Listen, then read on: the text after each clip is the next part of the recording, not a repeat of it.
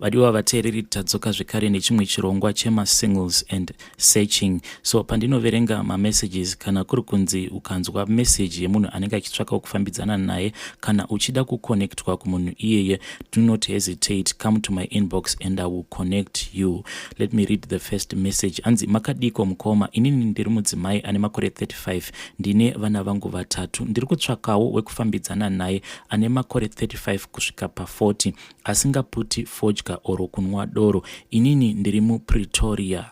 So to all the single guys out there vari kuPretoria, please come to my inbox ndinge ndichikuconnectai navanzvadzi vedu ava. Regai tibva taenda pamessage yedu inotevera. Anzi makadi, amene kuti zvinoita here kuti mundisanganisewo nemudzimai ane makore 40 to 45. Inini I am in Sweden. Kana aripo ari kuno kuSweden panenge pakanaka. Pane vamwe amai vakamboisawo audio vainge vaine 45 years vari kuUK vaiti vanoshanda mumba. Kana amai ivavo vachiripo, ndokumbirawo kuti ndimbotaurawo navo if it is okay.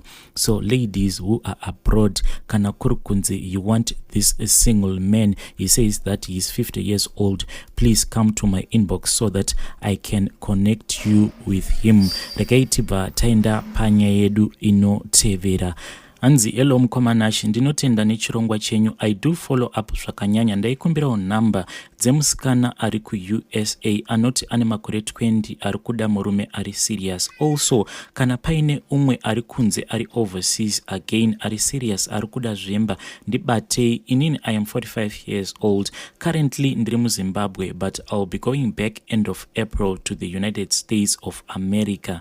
So all the ladies who are abroad, there is this single guy ane 45 years old. So inbox me so that ndinokwanisa kukuconnectai navo. Regai tibva taenda panya yedu inotevera. Hanzi muri sei zvenyu? Inini ndatora namba dzenyu kuFacebook. Ndiri amai vane 38 years ne vana vangu 2. Ndinogarawo muPretoria muCenturion.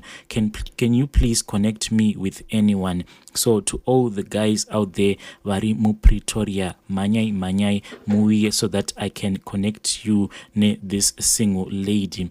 Regai tibva taenda panyaya yedu inotevera. Hanzi makadi mukoma, ndinokumbirawo kuti mundisanganisewo nemunhu ari pachokwadi murudo, anoda wekuchengetana naye, anoda zvekuti kana tikadanana tinokwanisa kuenda tonoongororwa ropa tiri tose. Inini ndiri mukadzi ane 45 years, ndinodawo 46 zvichikwira, ndatenda hangu. So if you are single and searching, and pama messages awa ataverenga, if you think kuti you want to be connected to one of these single ladies or men, please come to my inbox over wataura kuti uruda kuconnectwa kune upi wacho, then I will connect you to them. Rekaitiva taverenga message inotevera. Hanzi hello, inini I am a man aged 32 staying in Cape Town looking for a lady ane makore 30 and below. My number is this one. So kana kuri kunzi you are single and searching, kana uine makore ataurwa na mukoma vedu ava, please inbox me, then I will give you his number. Vadiwa vateereri, hoping that if you are single and searching, you will eventually get connected. Tosangana zvekare in the following episodes.